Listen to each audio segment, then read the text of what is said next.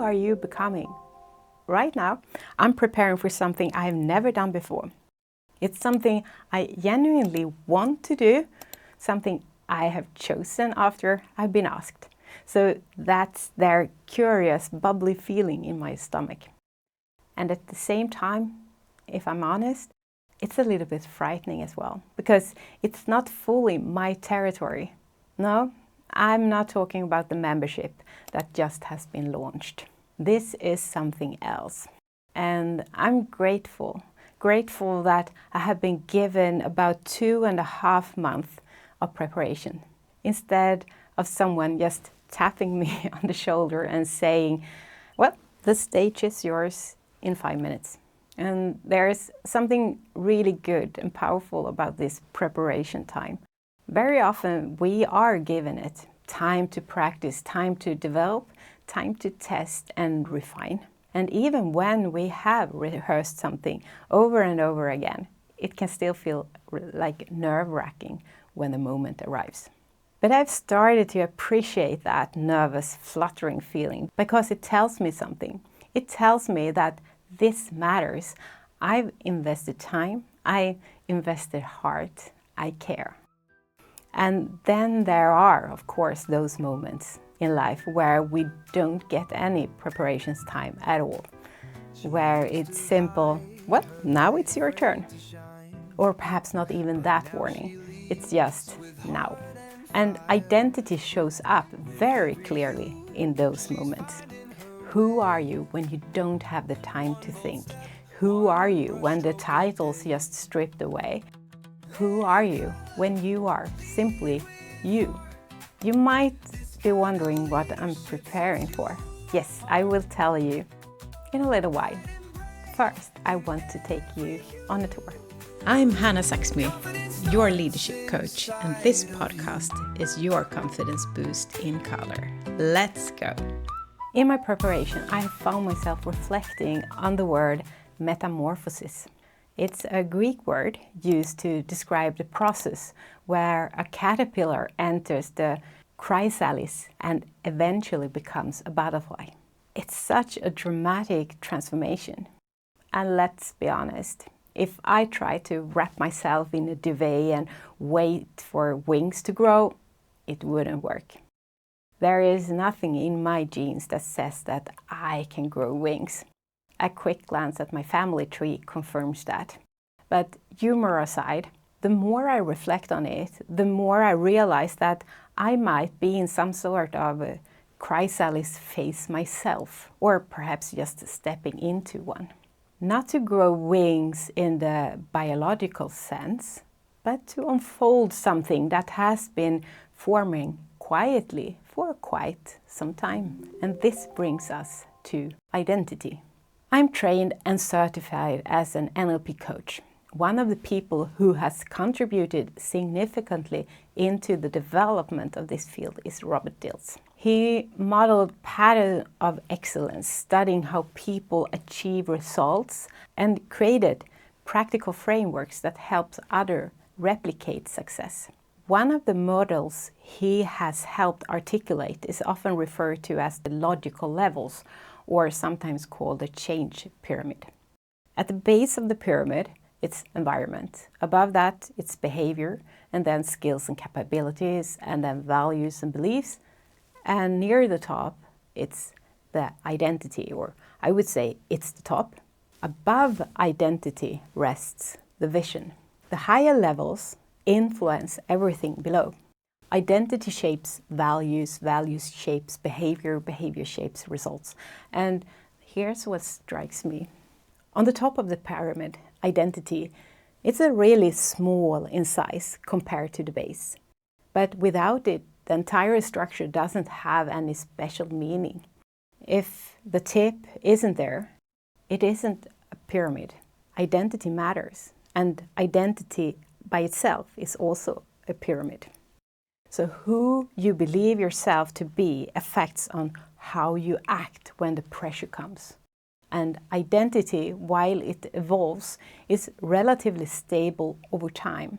I'm not the same person I was 30 years ago, or even 10, But there's a thread, consistent colors, and that has always been there. And based on what I can see looking back in time, I think time has helped me to make my identity more sharp and clear, piling off what has been cluttering or wrapped around the true base. And it's curiosity, responsibility, desire to create meaning, a longing to speak about what matters. And those colors have deepened over time. Earlier, I mentioned preparation time. And here's something I've realized. Almost everything we do is preparation. When I started my NLP training years ago, I had no idea that a decade later I would run a company built on coaching and leadership development. I certainly didn't know I would host this podcast. At the time, it was simply a decision, a small step. But step by step, practicing, applying, reflecting, it became preparation for something much larger. Perhaps not a butterfly transformation, more like a steady movement, incremental becoming. When I launched this podcast nearly a year ago, I gave myself very little time between decision and action, 2 or 3 weeks. It was frightening, and it felt possible, but it was only possible because of years of quiet preparation, day by day. If I were to place my 10-year-old self next to my 20-year-old self, and then 30 and 40, yes, I see transformation. But I also see a caterpillar taking tiny steps every single day, and those steps add up. Here's a question I sometimes use when coaching around identity. If you were to remove yourself from a context, like a team, a room, the family, or community, what would be missing? Not the title, not your task, like you. What is it that you contribute with? What would people feel was absent? The energy, the calmness, the challenger, the warmth. That often reveals something about identity. And here's another layer. Identity isn't only personal, it exists in organizations too. Over the past 2 years, I have been working deeply on the identity of my company, my brand, this podcast, and my own personal identity within it. I know that what I share here applies both for leading yourself and leading others. But I realized something. The heart of this podcast is self-leadership. Everything begins there. If you don't know who you are, you will constantly adapt to who others expect you to be. And that's exhausting. So going forward, I want to be more sharper on this and to make it simpler for you to grow where you are in your day-to-day journey of becoming. So what am I preparing for? All right, here it is. In a few days, I will preach for the first time in a church setting. And I can hear you smiling. Yes, I have revised that sermon more times than I can count. And then the theme will be Wholehearted, which of course connects deeply to identity. Who are you when you're wholehearted? When you're not fragmenting yourself to fit different rooms? When you are not shrinking to be acceptable? This is a new territory for me, a new environment in that sense, and yet it isn't entirely new because I have been speaking, coaching for years, exploring identity and leadership for years. So while the context is new, the core is not, and that brings comfort. Perhaps this is what the chrysalis phase really is. Not becoming someone else, but integrating more fully in who you already are. Letting the layers align, allowing your identity to carry your vision. Because remember, vision rests on identity. If your vision grows, the pyramid beneath it must strengthen. And perhaps this preaching moment is simply a test, an act plus one, a small courageous step into alignment. Now, where are you in your preparation season right now?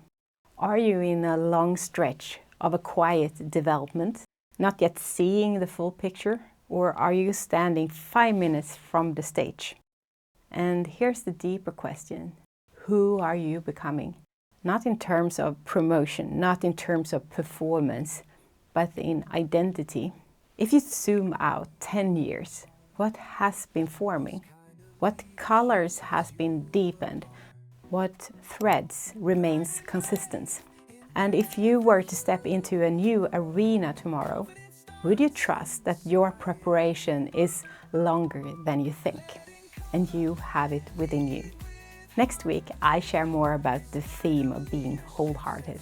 But for today, I simply wanted to sit with you in this space between caterpillar and butterfly, between preparation and performance, between fear and willingness. Because identity isn't loud, it's steady. And when you know who you are, you can step onto any stage, prepared or unprepared, and still stand grounded. So be confident, be you.